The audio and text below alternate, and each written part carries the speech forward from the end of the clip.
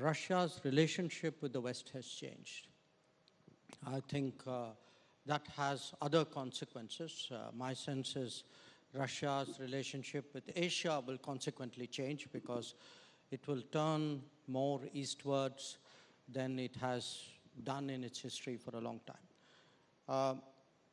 In many ways, issues like energy security, food security have come to the fore. It's also opened up a bit of a north-south divide. So at the moment you have a east-west friction and a north-south divide. So it's really made the world a much more difficult place. So when you say the world has become a much more difficult place, a country like India, we are the voice of the global south. We also have very deep linkages with the West and, of course, with the East. How does India play these deep divisions? Well, we are, to a great extent, the voice of the global south because I think, one, there is a natural empathy from our similar history, but also because we have made an effort. I mean, it's not something which just happened by itself. You've had G20 summits before. To the best of my knowledge, no other country said, okay, we are 20 countries around the table. There are 180 countries which are not around this table. So should we make an effort to find out what their expectations are of us? I think, to the best of my knowledge, we are the first country to have done that. And we actually, starting with Prime Minister himself and, 5 of us, including Piyush, who was here before me, we all spoke to our counterparts. We actually consulted 125 nations with this one question, which is we're going into G20, so tell us your key concerns and what is it we can articulate. That's one part of it. I think the other part of it is also we have in this whole period since February 24th last year, we have tried to press for you can say a return to peace, a return to negotiations. Yeah. In that sense, we have taken an independent position. I wouldn't say we're the only ones, but we certainly are among the more prominent ones. I do believe there is a real body of opinion out there, including in the G20.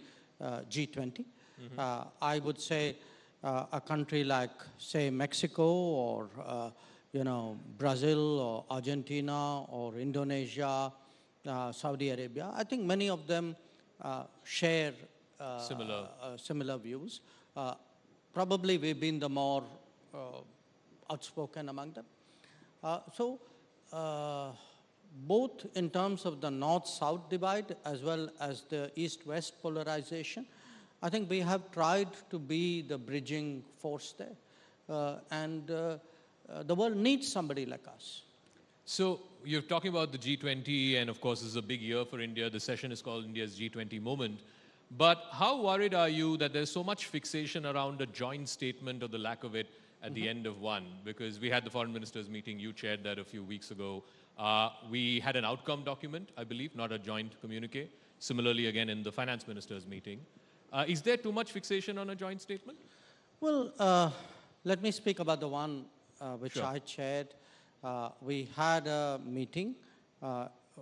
We had a outcome. We were negotiating essentially a 24-paragraph document.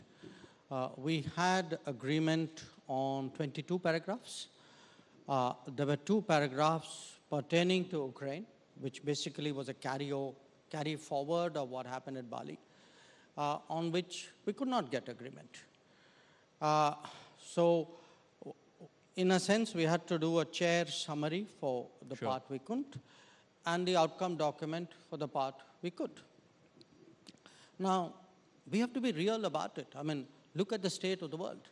In this state of the world, if I could get 22 out of 24, so what's that in percentage terms? About 95%. 95%. Okay, I never got 95% in school. So I would say, I was not dissatisfied. I would have obviously liked to get 100%, which would have been a novel experience for me. But the You were one of your toppers in the services. You went to a top university. well, we'll put that aside. We'll park that aside. So no, but look, my point is, what we really managed to do in the G20. I agree with you that one shouldn't be textually obsessed, though text does matter. Sure. I think our real contribution was to get the G20 back to the G20's real business. The G20 is not the UN Security Council. It's not the primary forum to debate international peace and security. I'm not saying international peace and security doesn't matter or doesn't have economic consequences. They do. But if you look today at the world, there are serious issues for the world to worry about. Food and energy security, green financing, Agenda 2030, trade issues, debt issues. We actually got something very novel for G20 to look at, and which I would like to build on, which is something called global skills mapping. That where are the skills in the world and where is the demand in the world? And they are in two different geographies. Yeah. So how do we actually put that together? I think that's a very interesting avenue that we have opened up for the G20. So the original mandate of the G20 was global growth and development. Now last year, because of the Ukraine conflict, I think the conversations went in the direction of one issue. We would like to see, without disrespecting that particular issue, we would like to see a return to what we believe matters most to the roughly 200 countries of the world. And in that sense, I would say more than getting 22 out of 24. I would take satisfaction in the fact that the finance ministers meeting in Bangalore and Bengaluru and my meeting in Delhi, we were able to get the G20 back on track. So you're confident that in September, when the leaders meet, a bulk of the conversations will be around the issues that you just outlined? I would say, yes, that should be the progression. Every G20, there is a strong element of continuity. And there are some new ideas which come in. My sense is that you would see some ideas come in as well. Probably a bit early, may take a few meetings more for that to move. But I would certainly hope that by September, we would have a G20 leaders meeting which would look at the crucial issues pertaining to global growth and global development. Sure. So one of the consequences, I guess, because of the war, or perhaps it's been accentuated because of the war, is the world is increasingly looking like two blocks. You have the United States and its partners on the one side, and you have Russia and China on the other, most of all because of what happened last week when Xi Jinping went to Moscow. What do you make of that? And how, again, I come back to this, how does a country like India play that? Because we are in neither camp. I think you are oversimplifying this, deliberately so, I understand. The journalist occupational yes, hazard. Yes, absolutely, I get that. I'll tell you why you're oversimplifying it. It's not, Russia and China versus the West in that simplistic a term. After all, the primary partner, economic partner of China is the West, and the primary economic partner of the West is China. So they have an enormous amount of economic interface there. Where Russia is concerned, I would actually go back to my initial point, which is, I think one of the natural consequences of the Ukraine conflict is that Russia, a Eurasian power which has historically looked much more towards Europe, today finds its relationships with the West very, very difficult. So that Russia is inclined in many ways, therefore, to turn much more to the Asian side of of Russia. Yeah. So I would predict fairly safely, and I think the numbers this year already bear me out, that you will see an intensification in Russia's relationship with Asia as a whole. Now, you spoke about Russia, China, but I would suggest to you that many other countries in Asia, maybe not economically all of the same size, but there are some fairly consequential economies. We would number one of them. And my expectation is you will see actually Russia also show that much more interest in developing its cooperation with India. Now, if you look at the India-Russia relationship, for the last 70 years, this has been one of the most steady relationships in international relations. That, take all the major players, Russia, China, Russia, West China, you've seen enormous volatility in their relationship. Whereas from 1955, which was the year Bulganin and Khrushchev came to India, you've actually had a very, very steady, even after the breakup of the Soviet Union, actually, there was a bit of a gap there, but very quickly the relationship came back to where it was.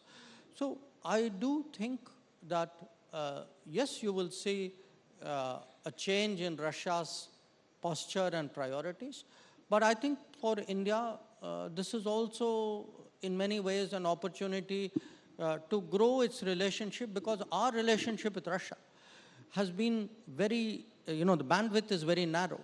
It has been mainly defense, nuclear and space. The trade relationship with Russia historically has been not historically, at least in the last 2-3 decades, has been very, very narrow. And you can see that grow. So, but when now, particularly when European countries say that, before the start of the war, Russia was supplying India less than 1% of your oil requirements, suddenly Russia is your top oil supplier, what do you say to that? I'd say the market is the market.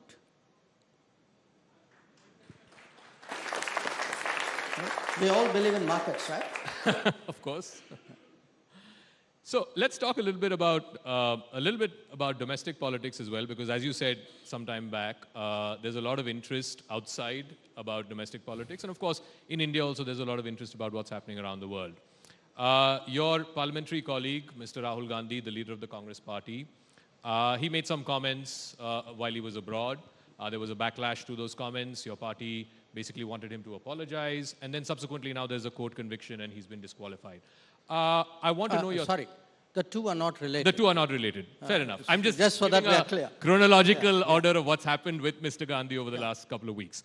I want, first of all, your reaction to the disqualification and what the opposition is saying, that, look, this sort of proves what we've been saying all along. The Modi government is illiberal. It's an electoral autocracy. Opposition's not being allowed to talk. How would you respond to them? So let's assume I have a counterpart or a colleague, or I go abroad and somebody asks me what you're asking. How would I put it? That's essentially what you're asking me. I guess I would say that 4 years ago, Rahul Gandhi was disparaging of a community in a public meeting. It's not me saying it, it's on record. A member of that community took offense and began legal proceedings. Rahul Gandhi had an opportunity of rectifying the situation, of expressing regret. He chose not to do so. The legal proceedings then produced an outcome. The outcome triggered a law which I would remind you Rahul Gandhi himself had in a way supported some years ago. A law that has been applied, I think, to about 10, 12 other elected representatives, including of the ruling party. So my answer to somebody who asked me this would be the law is the law. Unless somebody thinks the law is not the law for them. That's... Okay. Has anybody asked you this? Have any foreign No, diplomats no, or governments no, asked you this? no. But if It they is, do, this would be your answer. I'm practicing it on you, and if I if there is a Nice to know that you've equated me to a foreign diplomat. But let's, because the reason I ask you this is because there are ramifications of what he's saying and the narrative that the opposition wants to build. You have been vehemently opposing that narrative that's been constructed, some of which has been fed into by some sections of the Western press, that, since 2014, India has become an illiberal country, an electoral autocracy. You don't fear that this actions of the last 10 days or so feed into that narrative? look. My sense is those who are feeding that narrative, those who are feeding the narrative are people with an agenda. They're not stupid people. Okay, so they will misrepresent facts, or they would, twist things, because it's part of developing a narrative. I'll give you some examples. If you look at some of these think tanks and reports which would come out, many of them would suggest to you as though there's a whole problem around Assam, which started with Narendra Modi as Prime Minister. Okay, you and I know it goes back to Indira Gandhi's time. But that's not the way the narrative is now, the sleight of hand which happens. They would say, that a former Chief Justice now entering Parliament is somehow not well reflective of the judiciary. They won't tell you it's happened before, and not, yeah. So, the beauty of these narratives is, what you shade, what you suppress, what you sharpen, then you stitch it around. Now, yes, for people who do all of this, they would certainly use it. But to which I would turn around and ask them, saying, so tell me, does that mean this law, after being applied to 10 or 12 other people, should not apply in this case? And in this particular case, this law and this application has a certain past. Yeah. So I think we need to recognize today that a lot of what passes off as debate, what is often suggested as an analysis of the state of the Indian polity, is actually politics. It's not analysis, it's more politics. It is, absolutely.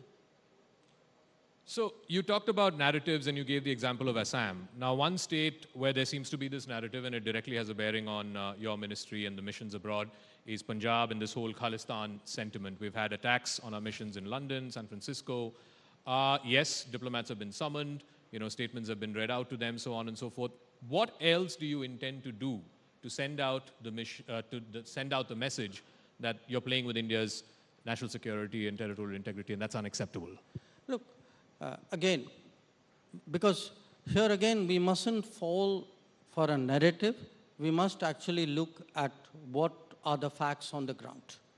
So let's look at the facts on the ground in India, and let's look at the facts on the ground abroad.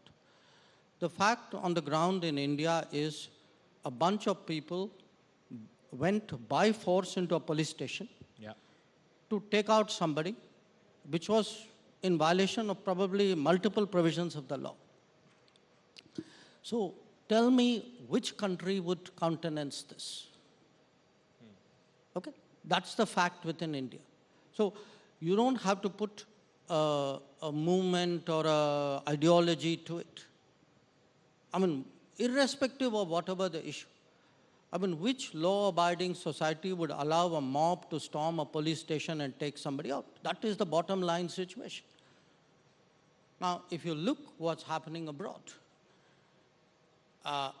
in the name of free speech and democratic freedoms, of which I'm equally a votary, if you allow people to intrude into diplomatic premises, to attack diplomats, to threaten diplomats, to take down flags, I ask you, suppose the roles were reversed.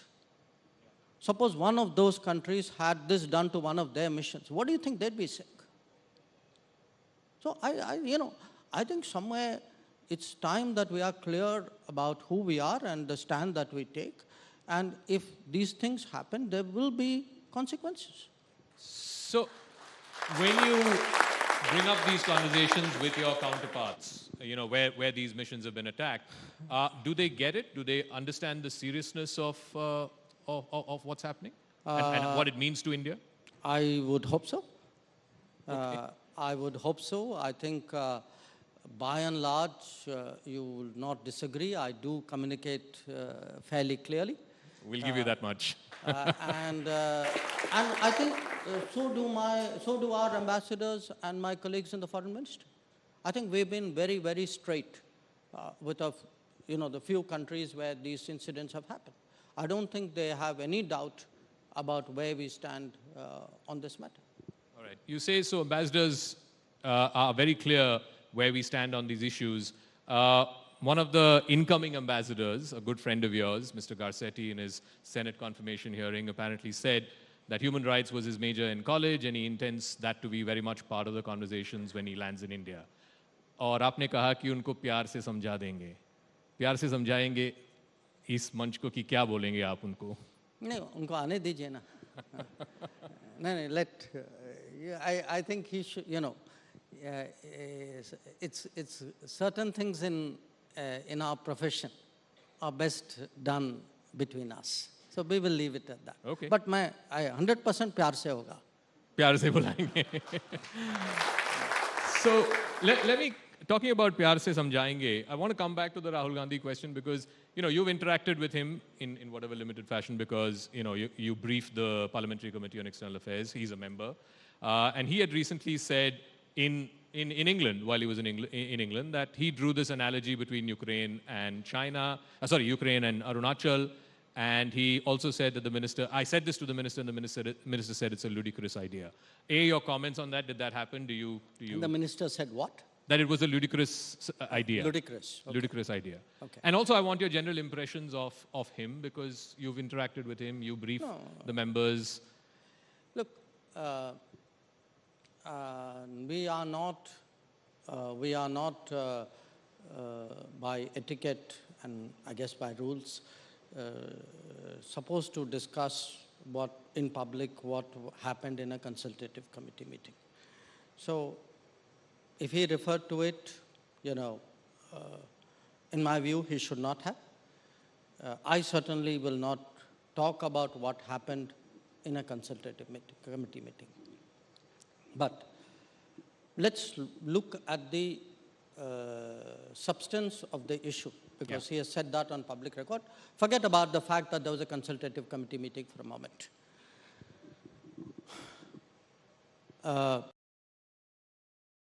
What China did in 2020 and what is happening today in Ukraine. Okay.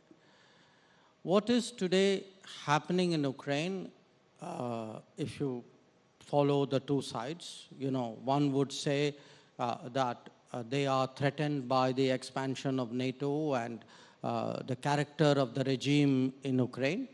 And the other one would, the Western countries would say the Russians have ambitions, expansionist designs, whatever it is. What is the analogy between that and India-China? I mean, what happened in the border, which, by the way, is, in my view, completely indefensible. So don't get me wrong there. That has nothing to do, there's no NATO in play here. There's no regime character in play here. So I just don't see the comparison. So tell me, since you mentioned China, where are we on this, the border confrontation that happened? I mean, I believe out of the 7 odd points, 5, there has been disengagement, 2, there is still no disengagement. Just a broad understanding that, do you believe this has gone beyond the remit of army commanders? This has to be a political sort of dialogue and eventually moving to resolve the situation? Look, first you have to understand what is the nature of the problem. The nature of the problem is that two militaries who generally were not 24/7 deployed at or on or very close to the LAC have done so uh, to a great degree after May of 2020. 2020. Because pre-May of 2020, both militaries were primarily located in the depth areas where they had permanent bases, and then they would patrol out into the LAC. Now, in 2020, the Chinese breached that in violation of the 93-96 agreements, brought forces to the LAC. Obviously, we countered it. They stayed there, we stayed there. So as a result, you have a very, very intricate situation of very multiple close-up deployments, which by common sense sort of military assessment is a very dangerous situation to be. And that danger, of course, was, we had cautioned them. And then, of course, Galwan happened, which only was proof that, you know, how volatile the situation could be. Now, in this, we have, you know, I met my counterpart in September 2020. He accepted that this was a dangerous situation. And since then, we've been trying to the close-up deployments, not close-up deployments, the close-up forward deployments. But it can only be done if there is a mutual agreement. Because in the past, there have been occasions when, quite honestly, without revealing confidences, we may have made some such unilateral move and we found it was not necessarily responded to by the other side. So everything that we have done is on the basis of what we call the principle of mutual and equal security, which means, you know, if we move back here, you will move back there. So now again, some canards have been floated that, oh, buffer zones have been created in our patrolling areas. If I'm not able to patrol somewhere, he's also not able to patrol on that area. So it's, you know, whatever we have been done is mutual, it is negotiated. Now, this is still unfinished work. There are places where we have this forward deployments. We continue to work away at it. I will only remind you when this started in the summer of 2020. If you took the cumulative analysis of this city, people told me this, you know, we're not going to get a solution. You know, oh, the Chinese are going to do this, there's nothing you can do. I would say, please look at the last 2 to 3 years. You know, my sense is the military has done what the military should do. The military has deployed. The military deployed in the COVID. The military is deployed round the year. The military is deployed through the winter. The military is deployed at great heights. So, you know, and secondly, the military and diplomacy has worked in lockstep. Now, your question, you know, should you not leave it to military commanders? First of all, it has never been left entirely to military commanders. The military commanders and the diplomats work as a team. Now, you cannot, you know, to take away the military commanders is ridiculous because the military commander is a person who knows the troops, who knows the topography, who actually knows what is mutual and equal security, which by the way means it's not like the distance on the map. There are many other factors which come into being.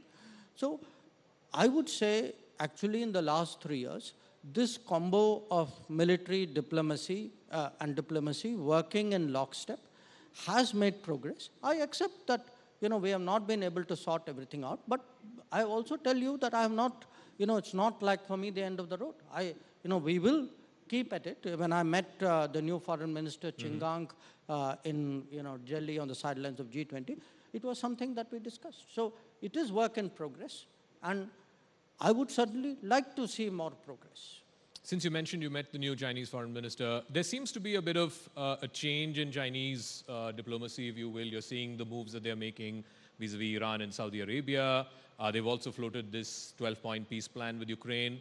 What do you make of it in general terms? Do you think that China is trying to, you know, play a major global role? And do you think that they're trying to sort of fill in a void they believe the US is leaving behind? Look, I mean, no question that if you take any metric in the last 20, 25 years, I would say maybe even last 40 years, in many ways, China has gone up. So have we. Okay. Maybe not at the same pace.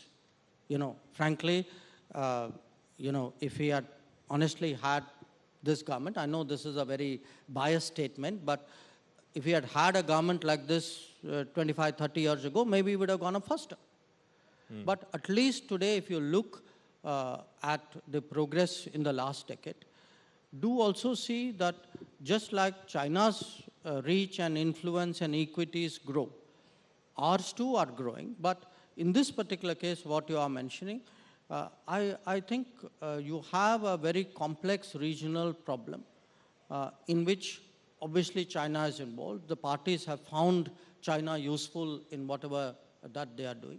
And that is something which is a fact. Do we recalibrate because we have huge energy requirements from there? We have a huge diaspora there. Is there any ramification for us? Why do I need to recalibrate? I mean, how is this in any way affecting my relationship with Iran and my relationship with the Saudis? I mean, both relationships are doing well. Both relationships in the last 10 years have got much more attention than they got in the previous 20 years. And their governments understand that. So I'm doing quite well there. Thank you. So, since you mentioned that, just as China's equity has grown, so has India's, would India want to attempt to try and play peacemaker between Russia and Ukraine? Look, it's not that simple. I would say it's natural for India, if a situation arises where we can be helpful, of course we would like to be helpful. But, to say we would like to be helpful, to say would you like to play peacemaker, that's like a very high bar that you're setting. I'm not sure the conditions right now, in any case, would even justify such an expectation. But again, look, the messaging which Prime Minister has given both to President Putin and to President Zelensky, I've been with him in most of his conversations, is that, in our view, there should be a return to the negotiation table. If there is anything we can do, let me know. We are willing to do what we can. But we don't want to, force ourselves or insert ourselves in a situation which is not ripe for such a thing. So since we've come to the almost last 10 minutes of this session, I want to ask a few personal questions. You are now a social media star, right? Do you plan these things? Ki when I go here, I'll give them this bite, ye viral ho jayega. I mean, even when we were outside, people are standing to take selfies with you and so on. How do you see this newfound stardom? I would say it's, as you can see, even from my hesitation, that I'm not prepared. Okay. Look, mostly it happens in a conversation like you and I are having. It's something you say because somebody has provoked you or somebody has pressurized you or somebody has very cleverly, like you, manipulated you. So you end up saying something. But I guess it's the times, isn't it? I mean, this is an era where people would pick up a sentence, a phrase or something and move it beyond. I take it in that spirit. How do your family members react to this? You're a celebrity now. You're more than just a diplomat or a minister. I think my family members probably, we are even otherwise a relatively private family, and we try to become even more private as a consequence to all of this. So, tell me, Minister, you travel a lot. Now that COVID is over, you're pretty much traveling 15 days in a month, maybe even more. People are curious, and people have been writing into our social media handles asking, what is your fitness regimen like? Mix of things. Mostly, I do make an effort to stay fit, because if I don't, I'd be dead. Given the travel and the time zones and the meal schedules you have. So I try to stay fit. I play 2 racket sports, squash and badminton, when I'm in Delhi. When I'm on travel, I actually started doing yoga about a decade ago. So that's that's kind of helpful. If I can find a gym, I'd go there. But I tell you, it's not just a question of being fit. I have realized that fitness is a kind of a prerequisite for a competitiveness. If you're feeling lousy about yourself that morning, you're not going to be all there. You're not going to give your best performance. You're not going to give that sharp reply or whatever. So if you want to be on that ball, so we have today fitness movements in the country. I'm very, very involved in it. I'm very supportive of it. Fit India, Khelo India, etc. I can actually see it having an impact on society. That if I were to look at the last decade, where in the last decade, I would suggest to all of you, our fitness awareness has grown tremendously in this country. It's grown particularly with young people. And we have today, even if you take a sport, we said, okay, take cricket. But we'd say, whatever you might say, this is the fittest Indian cricket team. And you can see it in other ways. You look at our sports performance. It was boxing last week. 4 goals that we won, or badminton, or even the women's cricket. I don't know if you followed it. And it's a kind of a mindset which comes along with that fitness. So I feel people are more assured, they are more confident. So to me, we in politics we use this phrase of a new India. To me, a new India is a more fit India, but a more competitive India. So it could be sports, it could be the way you rise to a crisis like we did to COVID. It could be the confidence with which you would say, do something on the tech side, do a 5G stack or a covaxin. So it's a package out there. And I need that package for my, for my sharpness. Because of the demands of the job, sure. Since you mentioned sport, I know you're also a big cricket fanatic. Do you have a favorite cricketer and who?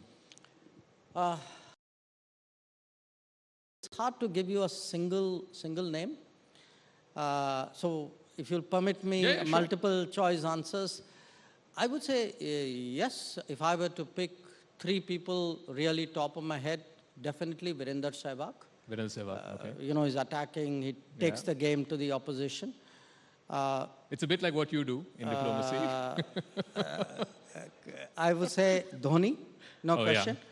But for this reason, he's always strategizing. I mean, even to the last ball, you can see, and that's like how to be cool under pressure. And maybe here, another degree of some self-identification, maybe Jimmy Anderson. Jimmy Anderson? For this reason, at that age, I think he's 40, if I'm not mistaken. Yeah, he's 40. Okay. At 40, to be a fast bowler at that level, that's to me, perseverance, endurance, that's fitness. Wow. So I would say attacking, calm, endurance. That would be my slightly longish answer. Interesting. ACE, attacking, calm, and endurance. I also know that you're a voracious reader. Any book that's had a profound impact on you, either career-wise, diplomacy-wise, or even otherwise, personally? Well, lot of books, because I do read a lot. But if I were to say, reinterpret your question to say, a book which I would have repeatedly read, 25 times, 50 times kind of thing. Probably 2. One is Mahabharata. I carry a copy on my travels. I read it often. I have multiple versions. I have a whole bookshelf of variations of it, including some of the multiple volume editions. Maybe Lord of the Rings. Lord of the Rings. Those would be the 2 which I've read most often. You're a Tolkien fan? Very much. Oh, interesting. So what's your favorite character from LOTR? In Lord of the Rings? Yeah, in Lord of the Rings. I would say really probably on balance, and this comes down a bit to the cricket-like thing, probably Legolas. Oh, nice. Because he's the calm guy. Yeah. You know, he's the guy who keeps, you know, things are falling apart. Somebody has to hold still. Hold it together. Hold it to, and that's maybe it's my profession. Yeah. You know. Music? Are you into music? And the music is in the air these days because of Natu Natu and the Oscar for it. You of course made a famous reference to Tony Blair recently. Gave him a bit of a poke. Is there any favorite album, favorite artist? No, look, we were a household. My interest in international relations actually came out of music. Came through music? Yeah. How Because so? when I was very young, first my grandparents and then my parents brought international music home. I mean, through records, and then encouraged, we used to listen to radio and all that.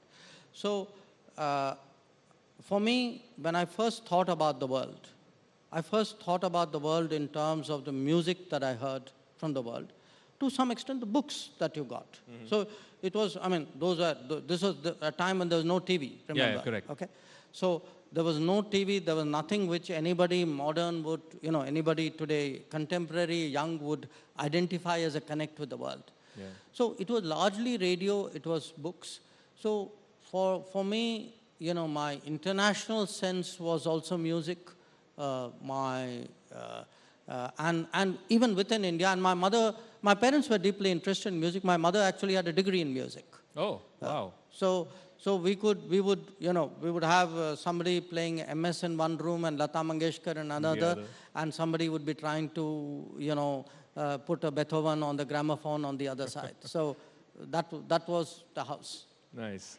So finally, as we round up, I mean, you've been a diplomat since 1977-78 for the last 45 years now.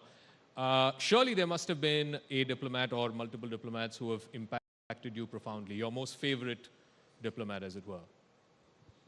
That's a question, because look, I had a mentor, I would say, in the Foreign Service, to whom I actually dedicated my book, who really, I mean, you kind of are an understudy to somebody when you join. Yeah.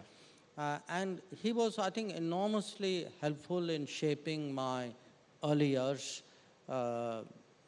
And this was a person called Arvind Dev. So in personal terms, I would say he is someone, a lot of my thinking, my sense of tutelage goes back to him. I had some very, very good bosses, I mean, who are the kind of legends of the Indian Foreign Service. There was a gentleman called Shankar Bajpai, who was our ambassador in Washington, Rasgotra, who was a foreign secretary. So I was Dikshit, who was my boss in Colombo. So I had the good fortune to work under some very really good people who took care to teach you something consciously, So I would say they would have impacted me, but there were a lot of people I would meet, of other ministers or other countries. I mean, I'm old enough to have actually sat in a meeting with Andrei Gromyko and and separately with George Shultz. Oh. So when you actually see somebody like a Gromyko or a Shultz of that era operate, it's all right. Now this is my last question. Since you brought up multiple choice questions, I'm going to give you a multiple choice. You can either confirm, deny, or neither confirm nor deny. Is the party prepping you to contest the Lok Sabha election next year? I have no idea. That's not part of the options, by the way. It doesn't follow any of your... but my Rajya Sabha is due this year. Oh, nice. So I would suggest watch my Rajya Sabha. Okay. Ladies and gentlemen, the External Affairs Minister of India, Dr. S. Jaishankar. Well, that was a fantastic session. I think Dr. Jaishankar deserves a much rounder applause. And please, can we bring down the house? Wonderful to see so many people at the News18 Library India. Thank you so much, Dr. Jaishankar. And I'm going to request Zaka to present a memento. Yeah, I need to get some feedback from all of you. Did you like the first 2 sessions? Did you enjoy it? I can't hear him. Yeah, so whoever enjoyed it, please put your hand up, the right side. Thank you so much. Whoever didn't enjoy it, put your left hand up. No, all right, so everybody's got their right hand. Thank you very much. And can you just put it up once again, please, everybody?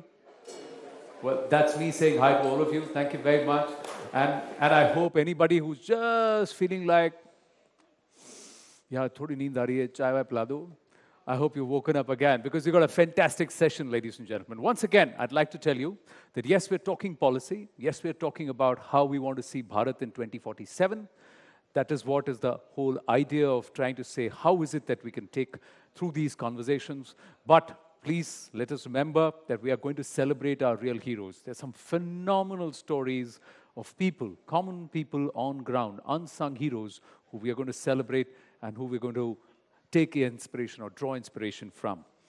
Let's quickly move on. May I now invite a person who needs no introduction, and she's part of this News18 family, and I'm so proud that she is. The one and only Shireen Bhan. This is a very, very nervous situation to be in because it's a very tough act to follow. But I promise that we are going to have a conversation that is going to be very, very engaging. I have 3 very provocative speakers who will join us here to talk about an issue that is top of mind and also occupies a big part of India's growth agenda. So without further ado, let's get started. Bill Gates was in India a couple of weeks ago, and this is what he said. No country has built a more comprehensive digital infrastructure than India. We need innovation from the world, but specifically, we need innovation from India. To talk about India's digital ecosystem as well as the engines for growth, joining me now are 3 very special individuals. Ladies and gentlemen, please join me in giving a warm round of applause as we welcome the Secretary of the Department of Telecommunications, K. Rajaraman. Mr. Rajaraman, can we have you join us here on the Rising India stage? Also with us is Mr. BVR Subramaniam, the new CEO of the Niti Aayog. Mr. Subramaniam, please join us on the right.